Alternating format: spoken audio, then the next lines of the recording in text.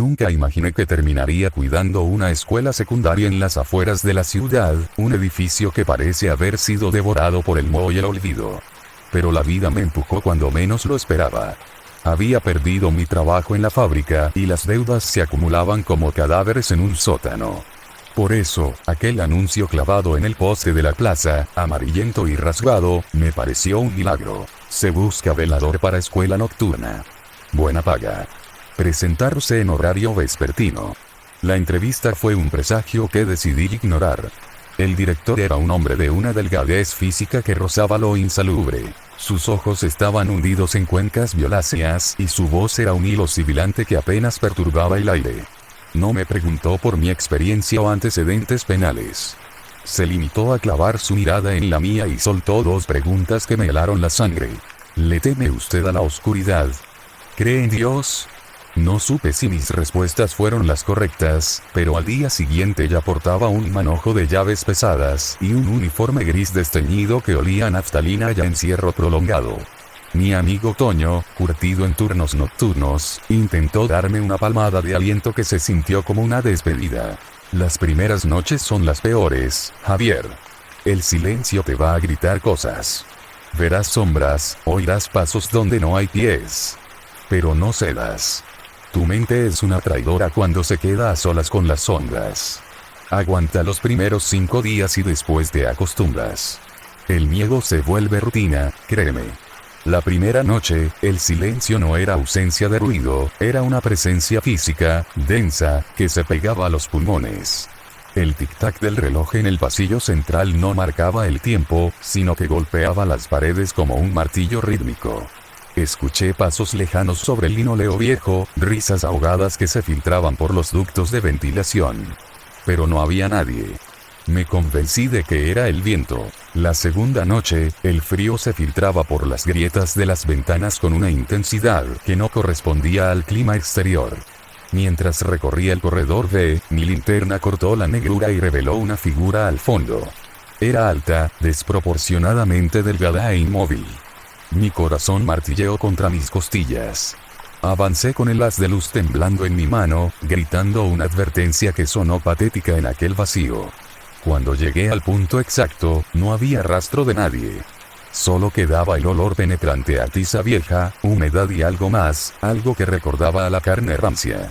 Al quinto día, la fatiga venció al terror. Me encontré durmiendo en la silla del salón de maestros, con la puerta entreabierta y la radio encendida en un volumen apenas audible para amortiguar los crujidos del edificio. Toño tenía razón. Uno se acostumbra a la inquietud, la normaliza para no volverse loco. Pero a partir de la sexta noche, la lógica se hizo añicos. Ya no eran sombras o ruidos abstractos. Empecé a ver niños. Corrían entre los pasillos, doblando las esquinas con una agilidad antinatural. No se veían como apariciones etéreas o transparentes. Parecían chicos reales, de carne y hueso, con camisetas desgastadas, mochilas colgando de un solo hombro y zapatillas que chirriaban con violencia contra el piso pulido. Sin embargo, cada vez que yo corría detrás de ellos para reprenderlos o entender cómo habían entrado, encontraba el mismo escenario. Pasillos desiertos y el eco de sus pasos desvaneciéndose en el aire, como si el suelo mismo se los hubiera tragado. Una madrugada, mientras revisaba los baños del segundo piso bajo la luz parpadeante de los tubos fluorescentes, escuché mi nombre. Javier, fue una voz clara, suave, cargada de una familiaridad aterradora, como si alguien estuviera pegado a mi nuca. Me giré con un espasmo violento, pero solo encontré el espejo empañado por mi propio aliento y el goteo constante de una llave mal cerrada. Luego vinieron los gritos.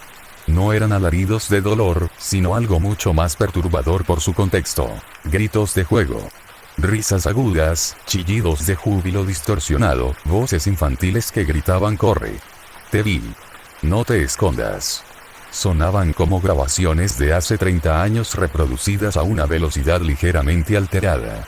El edificio parecía estar regurgitando ecos de una época que no le pertenecía, atrapando el sonido de una felicidad muerta en sus muros de concreto frío.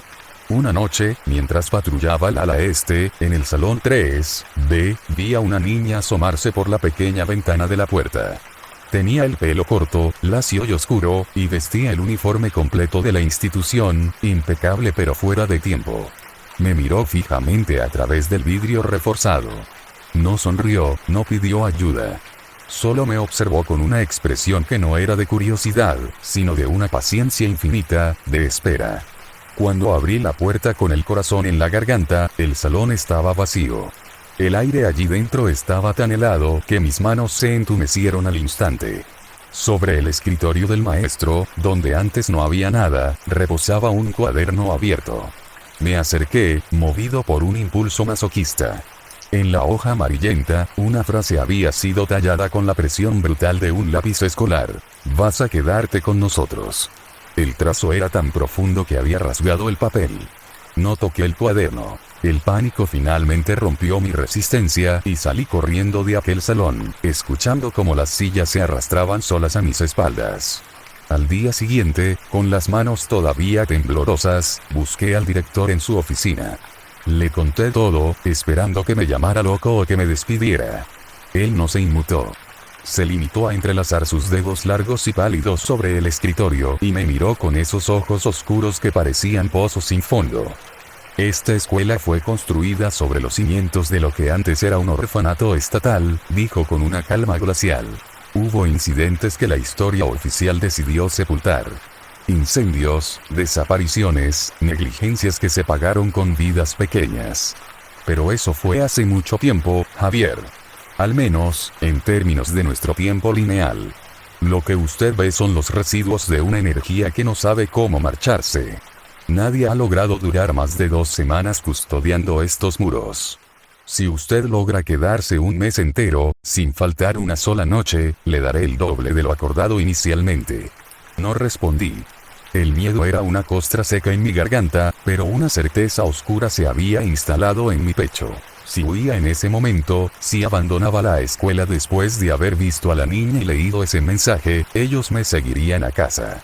Sentía sus miradas pegadas a mi nuca incluso bajo la luz del sol. Esa noche volví a cruzar el umbral de la entrada principal. No lo hice por los billetes extra, sino por una especie de rito de supervivencia. Si los enfrentaba en su terreno, quizás me dejarían ir al final.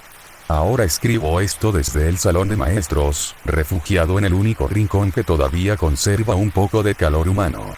Es la 11ª noche y la atmósfera se ha vuelto insoportable. Afuera, el viento golpea las ramas secas contra los cristales, un sonido que imita dedos largos intentando entrar. Dentro, los pasillos ya no están vacíos. Los susurros han dejado de ser ecos lejanos para convertirse en conversaciones ininteligibles que bullen justo detrás de las paredes. Hace un momento, el sonido metálico de la cerradura de la puerta principal retumbó en todo el edificio. Alguien abrió. Pero yo soy el único que tiene las llaves, y las tengo apretadas en mi puño hasta que el metal me lastima la piel. Escucho pasos que no intentan esconderse. Son pasos pesados, lentos, que vienen desde el vestíbulo.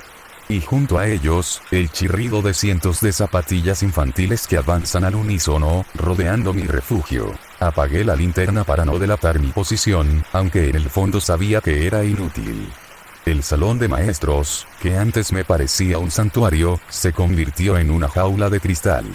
A través del pequeño ventanal que daba al pasillo, vi como las luces de emergencia, esas que apenas emiten un resplandor anaranjado y moribundo, empezaron a parpadear con una frecuencia frenética. El sonido de los pasos se detuvo justo detrás de la puerta de madera. Un silencio absoluto, más aterrador que los gritos, se apoderó del lugar. Entonces, algo golpeó la parte inferior de la puerta. 1 vez. 2 veces. 3 veces. Golpes suaves, a la altura de la rodilla de un adulto. Eran manos pequeñas. Javier, ábrenos. Queremos jugar. La voz no era la de un niño, sino una amalgama de muchas voces infantiles hablando al unísono, creando una vibración que hizo vibrar mis dientes. El picaporte empezó a girar lentamente. Yo lo había bloqueado con el pestillo, pero vi con horror cómo el metal se doblaba como si fuera cera caliente. La madera de la puerta comenzó a agrietarse, no por la fuerza bruta, sino por una especie de putrefacción instantánea. El olor a tiza y humedad fue reemplazado por el hedor de la tierra mojada de un cementerio. Retrocedí hasta chocar con el escritorio, derribando la radio que solo emitía estática. En la oscuridad, las sombras bajo la puerta empezaron a filtrarse como líquido negro. No eran sombras proyectadas por la luz, eran manchas de negrura pura que se arrastraban por el piso, buscando mis pies. Me subí a la silla, con el corazón saltando en mi pecho como un animal atrapado. En ese momento, las ventanas del salón de maestros estallaron hacia adentro. El vidrio no voló por el viento. Fue como si cientos de manos invisibles hubieran presionado hasta romperlo. Los susurros se transformaron en un coro de lamentos y risas histéricas que inundaron la habitación, asfixiándome. Sentí el primer contacto. Unos dedos gélidos y delgados rozaron mi tobillo. Grité, pero el sonido fue engullido por el estruendo de la estática de la radio, que de pronto subió de volumen hasta volverse un chillido insoportable. Salté sobre el escritorio, tirando los expedientes y los restos de café de la tarde anterior. Desde esa altura, vi como el suelo del salón desaparecía bajo una marea de uniformes escolares grises y rostros desdibujados. Eran decenas. Niños con cuencas vacías y piel del color de la ceniza que se amontonaban unos sobre otros para alcanzarme. Sus manos, pequeñas y pálidas, arañaban la madera del escritorio, dejando surcos profundos como si sus uñas fueran de acero. «Déjenme en paz», bramé, lanzando mi linterna hacia el bulto más cercano. La luz golpeó a la niña del salón 3B, quien lideraba la masa. El haz de luz reveló que no tenía ojos, sino dos orificios que supuraban una sustancia oscura y espesa. Ella no retrocedió. Por el contrario, abrió la boca en un ángulo imposible, dejando escapar un sonido seco, como el de una rama quebrándose. De pronto, el ambiente cambió. El frío se volvió tan extremo que mis pulmones ardían al inhalar. Las paredes del salón de maestros empezaron a transformarse. El papel tapiz se desprendía para revelar ladrillos negros y quemados, restos de lo que debió ser el incendio del antiguo orfanato. El olor a carne quemada regresó con una fuerza abrumadora. Comprendí que no estaba solo en una escuela, estaba atrapado en la memoria viva de una tragedia que se repetía infinitamente.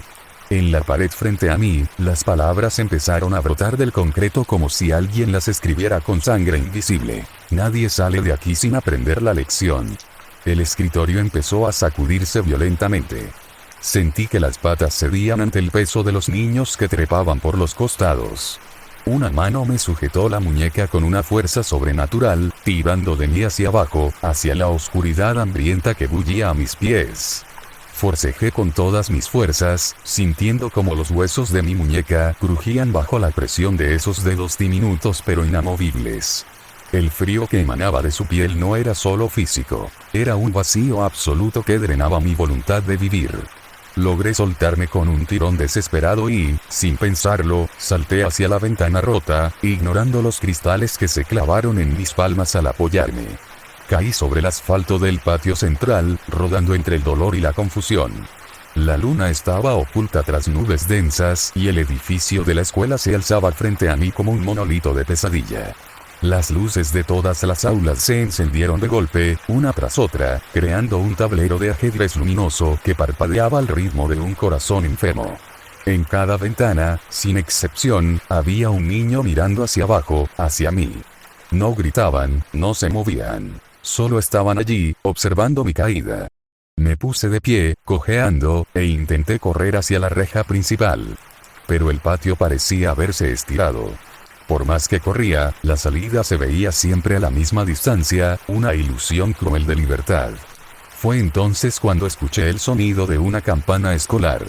Era un tañido pesado, broncíneo, que vibraba en mis oídos hasta hacerme sangrar.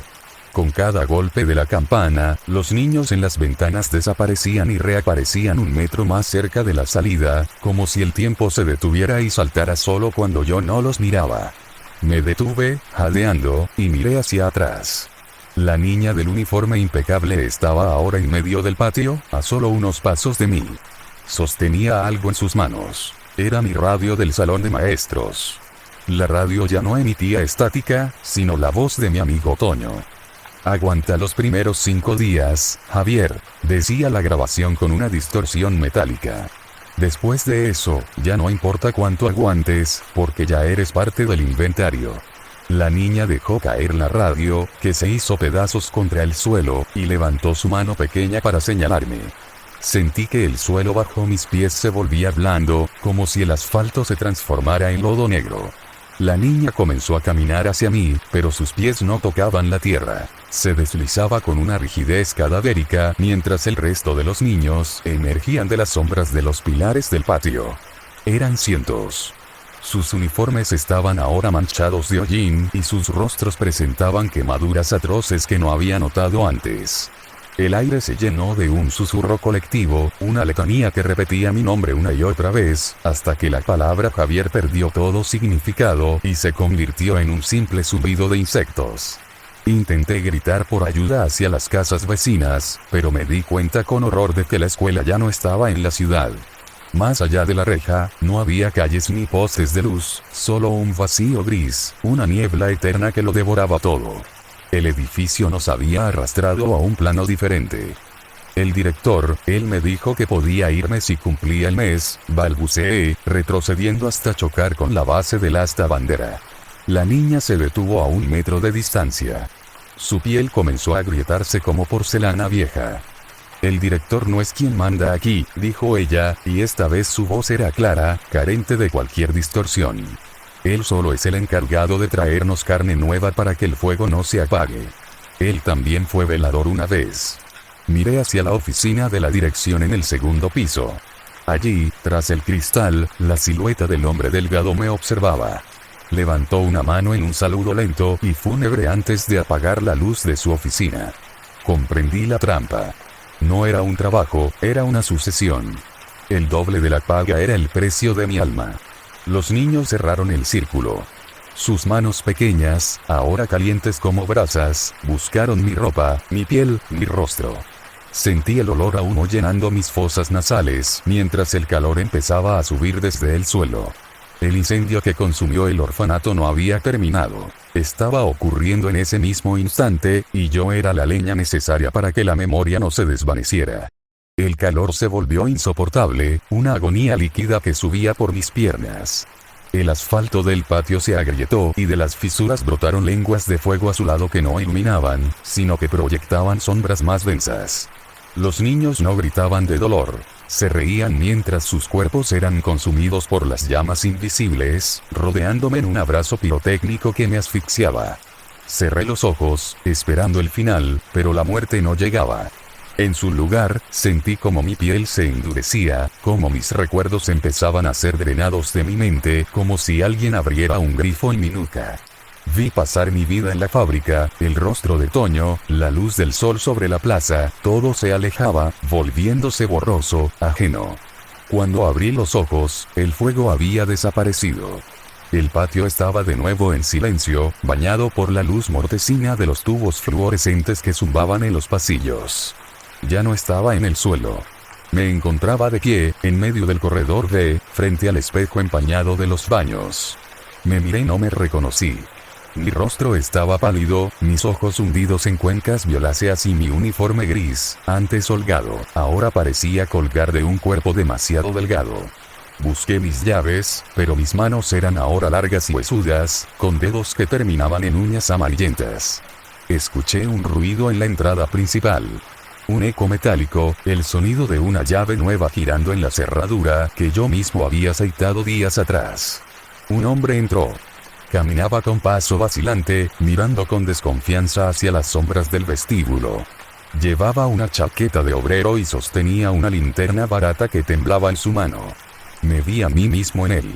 El mismo miedo, la misma desesperación por el dinero, la misma ignorancia de que acababa de cruzar un umbral sin retorno. Me deslicé hacia las sombras del salón de maestros, sintiendo como el edificio me dictaba lo que debía ser. Ya no era Javier, el velador. Era parte de la estructura. Era el eco que Toño me advirtió que escucharía. Me acerqué al escritorio del maestro, mis movimientos ahora fluidos y carentes de peso, como si el aire me ofreciera menos resistencia que antes. Tomé un lápiz escolar, desgastado y mordido en un extremo, y busqué un cuaderno entre los restos de papeles que el viento de la noche anterior no se había llevado. Encontré uno de hojas amarillentas, el mismo que me había aterrorizado antes. Con una caligrafía que ya no sentía como mía, sino como un dictado de las paredes, escribí una sola frase en una página limpia. Vas a quedarte con nosotros. El nuevo hombre, el nuevo Javier, subió las escaleras con lentitud. Podía oler su miedo. Era un aroma dulce y metálico que despertaba en mí una sed desconocida. Lo vi entrar al salón de maestros. Se veía tan pequeño, tan frágil bajo la luz mortecina. Me oculté en el rincón más oscuro, justo detrás de la puerta, fundiéndome con las manchas de humedad del muro. Lo vi acercarse al escritorio, lo vi tomar el cuaderno y soltar un gemido ahogado de puro terror. Sus manos temblaban tanto que el papel crujía. En ese momento, desde el pasillo, el coro de niños comenzó a susurrar su nombre. Él se giró, buscando una salida que ya no existía, y su linterna iluminó por un segundo mis botas desgastadas. Sentí una punzada de lástima, un último vestigio de mi humanidad que se apagó como una vela en una tormenta. El ciclo debía continuar para que el fuego bajo el orfanato no nos reclamara a todos de nuevo. Me asomé desde la oscuridad, dejando que la luz de la luna que entraba por la ventana rota revelara mi nueva silueta. Él retrocedió, tropezando con la misma silla donde yo había dormido, y sus ojos se abrieron en un gesto de horror absoluto al reconocer el uniforme gris. Bienvenido al turno, susurré, y mi voz sonó como el crujido de maderas quemándose. No te preocupes por el dinero. Al final, todos recibimos lo que merecemos. Afuera, la campana volvió a tañer, marcando el inicio de su primera noche y el principio de mi eternidad.